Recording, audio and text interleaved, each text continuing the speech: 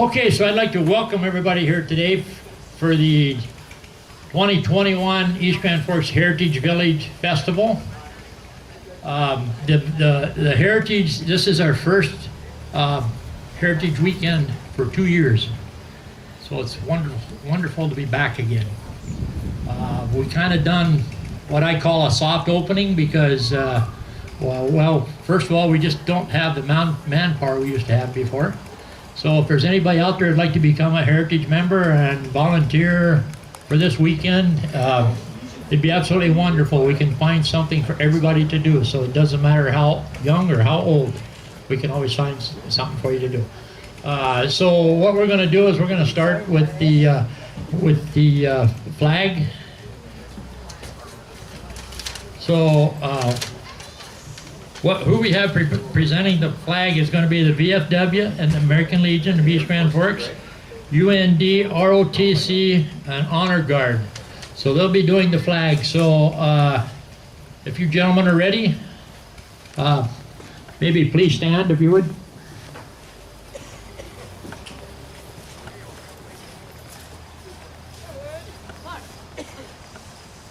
And then right after the flag goes up, then we have Misty Coop that's going to be playing To the Color, right?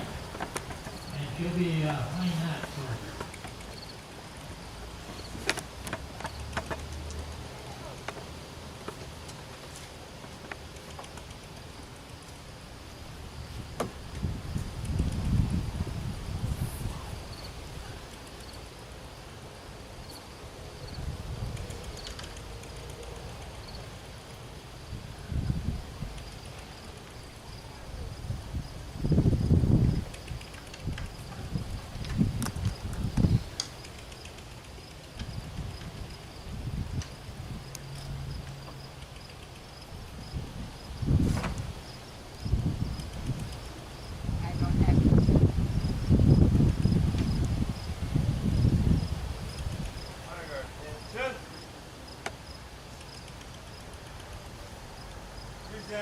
Arm.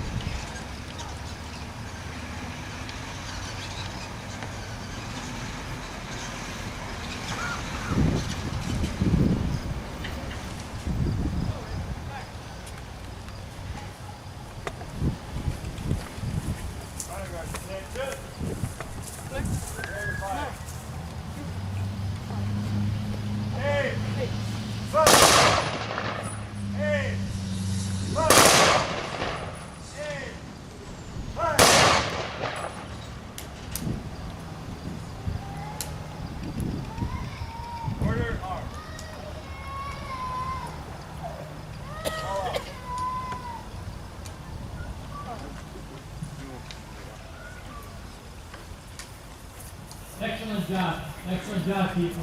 You do a great job for us. Okay, now we'll have a little speech from our honorable mayor who lives and breathes East Grand Forks.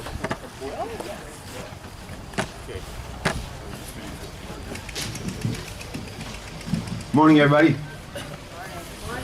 I just came from the 1078 Law Enforcement 5K. Takes me a little longer to finish those than it used to. But don't worry, I'm very organized. What is this event again? Oh, that's right, Heritage Days. Thank you to everybody involved so far. I love the patriotic start to our program here. It's really great to be part of it. And they said I could do it because we're at least 3 years away from my next election, so it's not campaigning.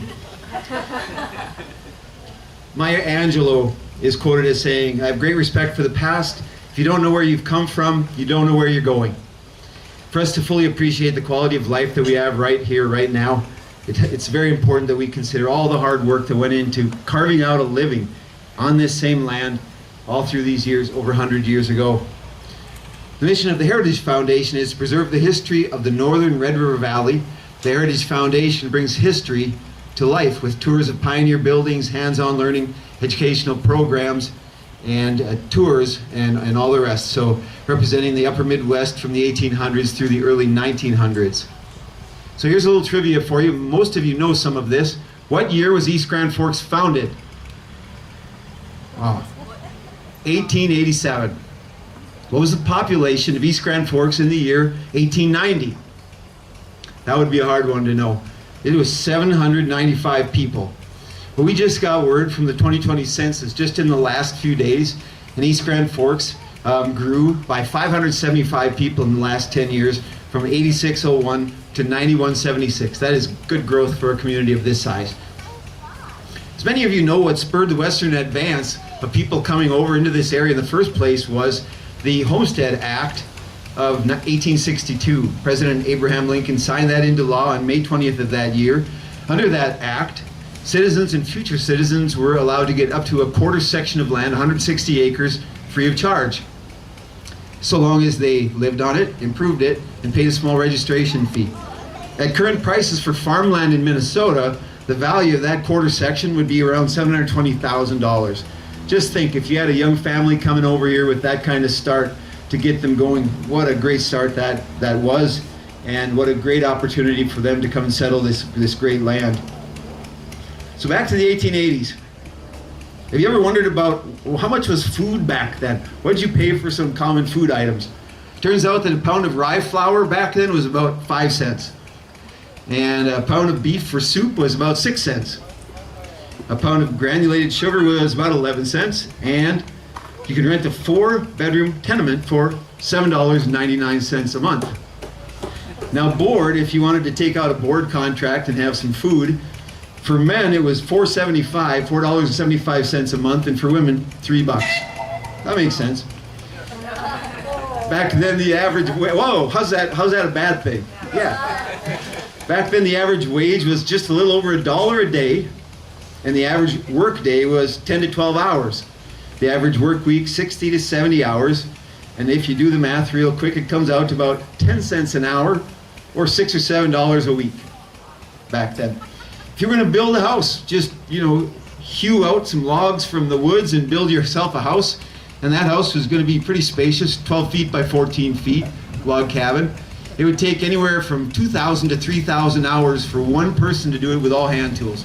That's about 1 year full-time work to build your log cabin, plus or minus.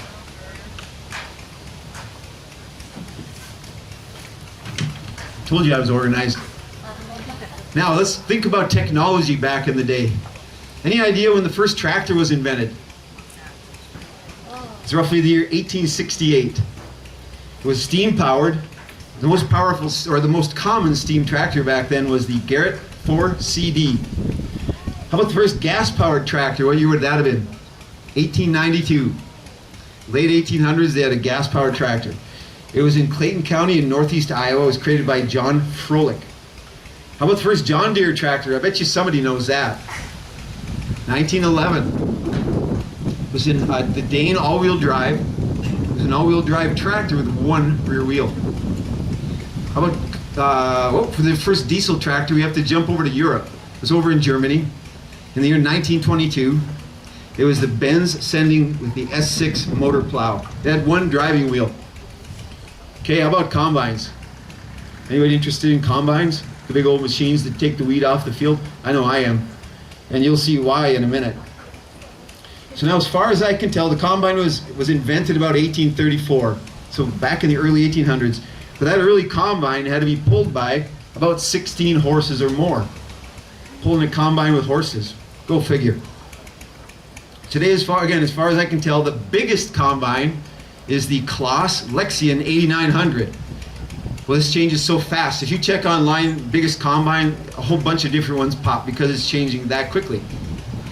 Well, that Lexion 8900 weighs over 49,000 pounds. It has a 790 horsepower engine. It can hold over 500 bushels of grain.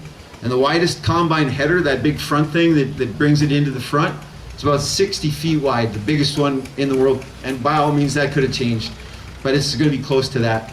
Modern combines now can commonly harvest over 1,000 bushels per hour, and the record is over 3,000 bushels per hour. Real quick now, as we think about harvesting wheat, you take a look and just imagine it's the year 1830, and you're going to put in a wheat crop and harvest it.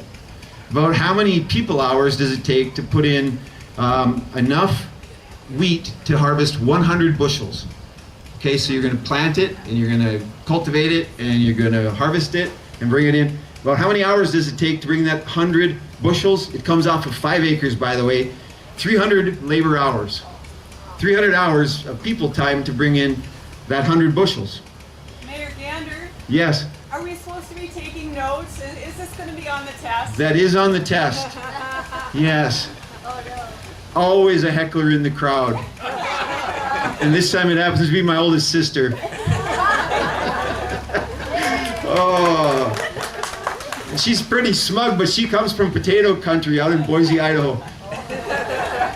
Grew up here though, graduated right here. So yeah, that's pretty cool. Now as we're coming on through, in 1890 we were down to 40 or 50 people hours from 300. In the year 1930 we were down to 15 to 20 people hours. In 65, 5 labor hours. Today we're under 3 hours of people time to bring in 100 bushels of wheat. From 300 to 3. Do you suppose that's part of why our food is still pretty affordable? I mean, it's gone up in price because everything has to, but my goodness, the efficiency of today's farmers is ridiculous. It's amazing. It's exactly why we enjoy the abundant food supply that we do and don't have to break the bank in order to enjoy the food that we get. Don't worry, we're almost done. I find this stuff really interesting. I could have sat for more than 10 hours just playing around getting this stuff together. So circling back to the goals, let's go back one more time to the goals of the Heritage Foundation. They want to preserve the history of the Red River Valley, which, by the way, who is the Heritage Foundation? It's us. It's all of us. And so we want to bring back the past life to the present with historic buildings, food, customs, clothing, household items, technology, and all of the good things from the past. Bring them to today and at least kind of get to reenact what was it like in 1887, a little before, a little after, and then coming on forward to today. We want to come in with historical programming. So if you have some acting skills and you want to have a part of historical programming, we certainly have opportunity for that, from the clothing to the household items and all the rest. And so we invite also community members and organizations to come and enjoy the grounds and all the features all year long. They have features here all year long, programs, different groups come in and enjoy. So thanks again to everyone for being here, and enjoy your time today and this weekend at Heritage Village. Thanks. Thanks again, Mayor. All I can say is I'm glad it was only a 5-minute speech and not a 10-hour one. That's what happens when you become mayor, you know. Everybody picks on you and gives you a lot of static, right? He does a good job. He handles it well.